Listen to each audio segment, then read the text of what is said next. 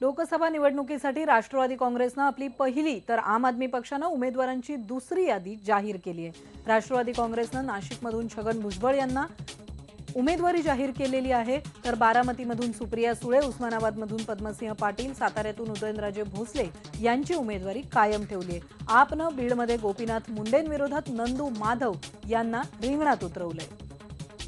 राष्ट्रवादी काँग्रेसची जी उमेदवारांची यादी आहे त्यावर आपण एक नजर टाकूया। आताच म्हटल्याप्रमाणे बारामतीत सुप्रिया सुळे, उस्मानाबादमध्ये पद्मसिंह पाटील, अमरावतीमध्ये नवनीत राणा, साताऱ्यामध्ये उदयनराजे भोसले, परभणीत विजय भांबळे, नाशिकमध्ये छगन भुजबळ, माढ्यात विजयसिंह मोहिते पाटलांचं नाव आलंय आणि वादग्रस्त ठरणार ही जागा असं म्हटलं जातंय।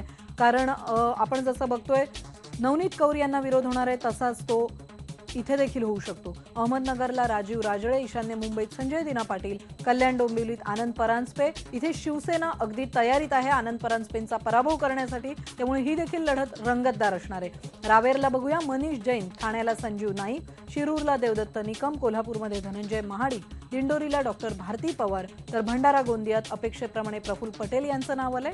जळगावमध्ये सतीश पाटील आणि बुलढाण्यात आहे कृष्णराव इंगळे। इथे जातीचं गणित अत्यंत महत्त्वाचं ठरणार आहे, त्यामुळे बुलढाण्याची ही सीट देखील आणि ही लढतही रंगतदार होईल।